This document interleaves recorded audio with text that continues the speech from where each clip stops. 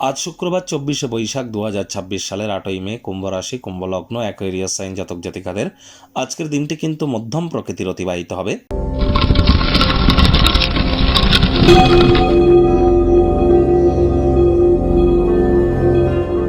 ভিডিওটির শুরুতেই আপনাদের সকলকে রাজযোগ চ্যানেলের তরফ থেকে রেড ক্রস ডের হার্দিক শুভেচ্ছা ও অভিনন্দন রইল।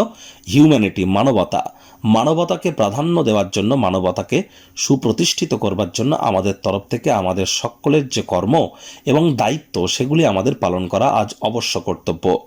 আজ যেহেতু শুক্রবার, তাহলে অবশ্যই দেবী মহালক্ষ্মীর আপনারা গায়ত্রী মন্ত্র ওম শ্রী মহালক্ষ্মী চ বিদ্মহে বিষ্ণু পত্নাই চ ধীমহি তন্নো লক্ষ্মী প্রচোদয়াৎ, এটি আপনারা সকাল দুপুর সন্ধ্যা 3 বেলা 108 বার, না পারলে সন্ধ্যেবেলার সময় 24 বার জপ করুন। মহিলারা আজ লক্ষ্মীর ঘটের সামনে বসে লক্ষ্মীর পাঁচালি পাঠ করুন। শুক্রবার হওয়া সত্ত্বেও স্নান আদি সেরে লক্ষ্মীর মতো সাজুগুজু করে নিরামিষ খেয়ে এটি আপনাদেরকে বহুলাংশ উপকৃত করতে চলেছে।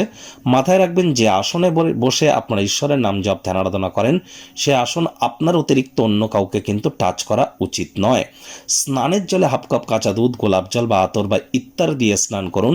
শুক্রের মজবুতি বৃদ্ধি পায়, তাহলে সৌন্দর্য বৃদ্ধি পায়, আমাদের মধ্যে রোম্যান্টিসিজম বাড়ে, হ্যাপিনেস বাড়ে, ওয়েলথ ক্রিয়েশন বা সম্পত্তি তৈরি করার ক্ষমতাও কিন্তু বৃদ্ধি পেয়ে থাকে। একই সাথে কিন্তু আমাদের ক্রিয়েটিভ ফিল্ডকেও আমাদেরকে উন্নত করে থাকে এই শুক্র। ছবি আঁকা, নাচ গান, নাটক, কবিতা, আবৃত্তি, অভিনয়, এই জগতে যারা আছেন বা fashion, photography, modelling, news media, entertainment, jewellery, garments, catering, beauty parlour, restaurant, hotel, flower, perfume, interior decoration, designing, তাদের জন্য কিন্তু শুক্রের মজবুতি এক কথায় অত্যাবশ্যক। ভাগ্য মিটার আজ আপনাদের বলছে 7.5 আউট অফ 10। ভাগ্য আপনাদের অনুকূলেই থাকবে। স্বাস্থ্য এবং পরিবার, এই দুই ব্যাপারেই আপনাদেরকে একটু সাবধানতা অবলম্বন করেই চলতে হবে। কায়িক পরিশ্রমের কারণে শরীরে ক্লান্তি আপনারা অনুভব করতেই পারেন। ওজন বুঝে ভোজন গ্রহণ করুন।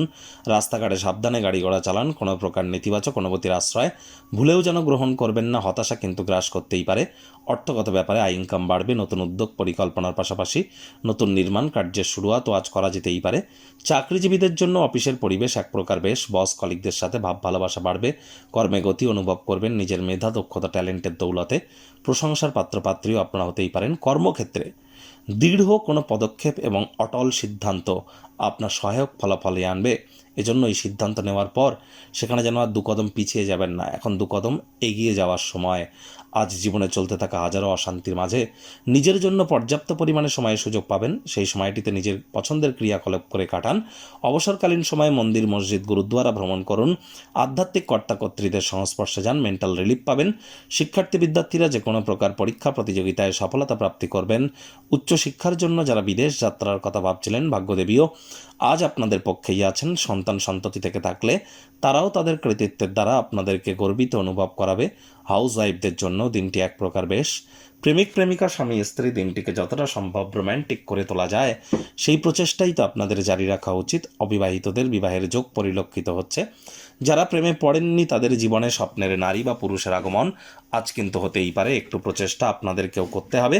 শত্রুপক্ষ, বিরোধী পক্ষ একটু হলেও শক্তিশালী থাকছে।